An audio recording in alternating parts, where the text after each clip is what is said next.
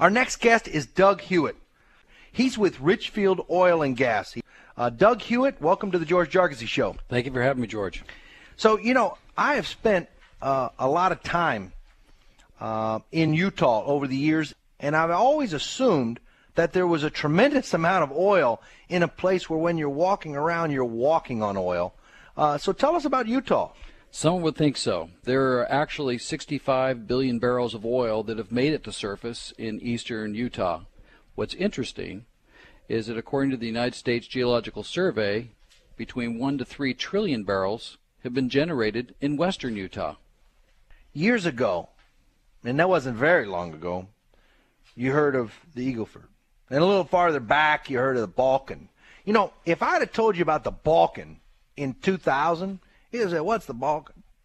Today, you know what those are because you're reading them in the Wall Street Journal. All right? You know where the Marcellus Shale is.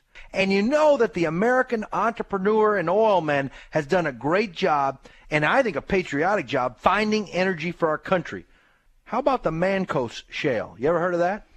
The Mancos Shale is primarily inside of Utah. It's as much as 6,000 feet in some areas. In one of the areas that we're focused on, it's approximately 600 feet. Excuse me, I said 6,000, 3,000 feet thick. The total amount of carbons inside this shale, in some cases, are much better. The pressures are much higher, and the depths are very similar to both the Bakken and the Eagle Ford. The difference is that both of those plays have about 200 feet of shale. Mm-hmm. So it's going to be, in your estimates, it's going to be much bigger. It is, although that's not our primary objective for our company currently. It certainly is a tempting one to make a whole life about. It is a very, very large play, and one of the wells that we're getting ready to complete has about 180 feet of unconsolidated pay right in the middle of it. Now, a lot of people have made life-changing fortunes in the Balkan. And, here you are out there securing land. Now, I know there are companies around you out there, but you've got a decent position out there, right? Yes, we do, and it's growing currently. There's two major prospects out here. One is the oil that you are walking on, which is the old Mississippian, and the other one is some of these shale plays that are self-generating. The difference is that we're out here looking for billion-barrel discoveries. We're not looking for 50 million barrels or 100 million barrels. We're in the billion-barrel search and discover, and we've actually already identified one of them currently that we are beginning to put into production sometime this summer.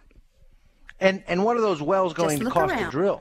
Well, it all depends. When you first drill these wells, your costs are a little higher because you're going through your exploration process and trying to learn your reservoirs and how to produce them.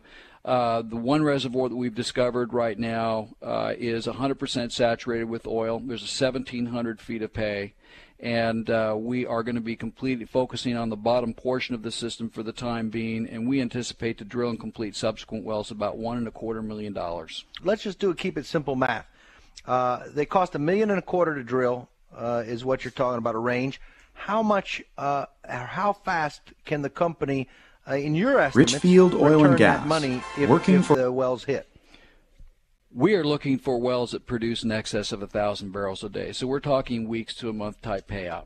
Mm-hmm. And now, what about the decline? How fast are the decline? Well, those are called decline curves. How fast are those decline curves in that area, from your expert's opinion? Well, I think just to summarize it quickly, it's to simply say that these wells should be producing when our grandchildren are alive. So very large. You're thinking it's long life oil. Very long life. Are you worried about government regulations out in Utah expanding, or you got a good relatively good environment there at the state level? Well, the standard test we have when we bump into environmentalists, because they do exist inside of Utah and they're very active. We currently are mostly on fee land, so we've stayed away from the federal lands. Part of it's just the fortune of just what we've been and where the oil is. But our general response to them is how did you get here? What clothes are you wearing? And did you know it all came from oil? All right. Well, listen, we sure appreciate you being on the show, Doug Hewitt. And Doug is Richfield Oil and Gas. Don't go anywhere. We'll be right back.